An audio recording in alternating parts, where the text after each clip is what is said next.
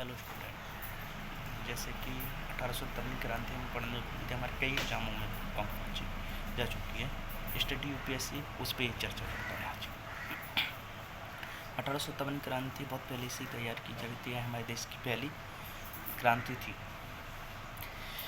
इसका पूरा श्रेय हम मंगल पांडे को देते हैं, क्योंकि बैरकपुर के रहने वाले थे, 34 इन्फेंट्री के सैनिक थे, मतलब 34वीं छावनी के सैनिक थे। जब एक लोग झाड़ू लगाते हुए रास्ते में जा रहा था तो यह जात के पंडित थे। उस टाइम पे छुआछूत का बहुत था कि हम आपको नहीं छूएंगे तो हमें मत छुओ, हम पंडित हैं, हम ब्राह्मण हैं, क्षत्रिय हैं, तो उनमें सब में बटे हुए थे। और अंग्रेजों ने इस पर ज्यादा जोर डाला। जब एक बस SC/ST का आदमी झाड़ू लगा रहा था रोड पे, उन्होंने कहा, मंगल पांडे गुजर रहे थे भगवान की पूजा के लिए, तुम मुझे मत छुओ। तो उन्होंने कहा ठीक है, मैं आपको नहीं छूता हूँ पांडे जी, लेकिन जो आप अंग्रेज़ों की दी हुई राइफल में जो कारतूस लगता है वो आप मुँह से खोलते हैं तो वह गाय और सुअर की चर्बी से बना होता है। तो वह उनको बर्दाश्त नहीं, तब उन्होंने सर अपनी छावनी में गया, बड़े अफसरों से बात की तो उन्होंने समझाया कि ऐसा नहीं है। लेकिन जब उन्होंने खुद उस पर देखा तो वह सही निकला कि यह सुअर और गाय की चर्बी से बना होता है।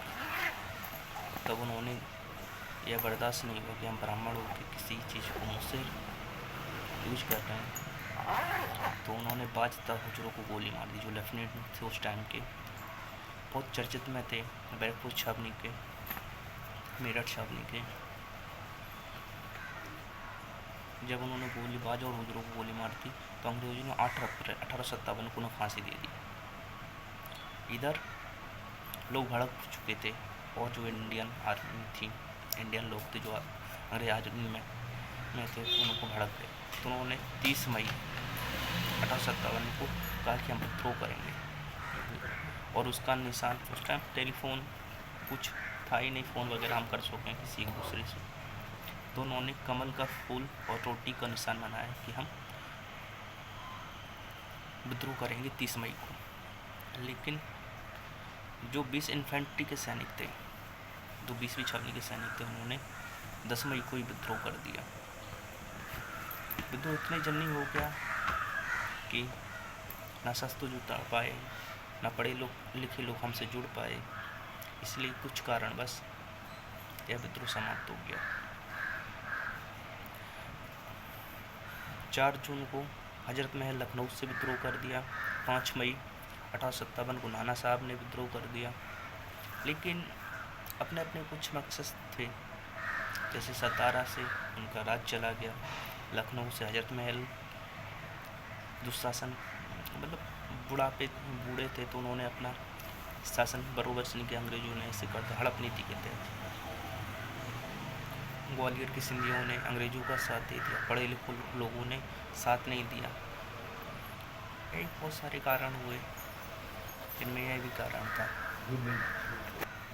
हमें दिल्ली से निकलता हैंडसन देखने को मिलते हैं, कैम्पबेल देखने को मिलते हैं, लखनऊ से, कानपुर से कैम्पबेल, यहाँ से हुजरों, इलाहाबाद से कर्नल, जगदीशपुर से इंग्लैंड। यह सब अंग्रेज शासक थे जिन्होंने कहाँ से युद्ध किया, जो हम आपको बताएं, ठीक है। लेकिन जब 1857 की क्रांति जैसे ही इंग्लैंड पता चलती कि भारतीयों ने विद्रोह कर दिया है, कि रानी सैन्य नहीं हो, तो रानी कंपनी का जो शासन था, जो कंपनी शासन चला रही थी, उनको सीधा कहा कि यह शासन पूरा हम अपने अंडर में लेते हैं, ठीक है ना। तो तभी से यह हड़प नीति समाप्त हो चुकी थी।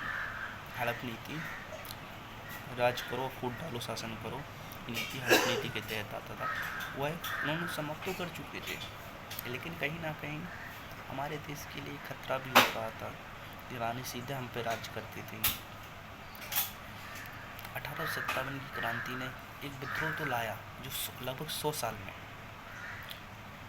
100 साल के बाद 15 अगस्त 1947 हमें आज़ादी तो दे गया, लेकिन हमारे बहुत से वीर जवान 1857 की क्रांति में शहीद हुए। यह विद्रोह तात्या टोपे जो रानी लक्ष्मीबाई के गुरु थे, उनके पकड़ जाने के बाद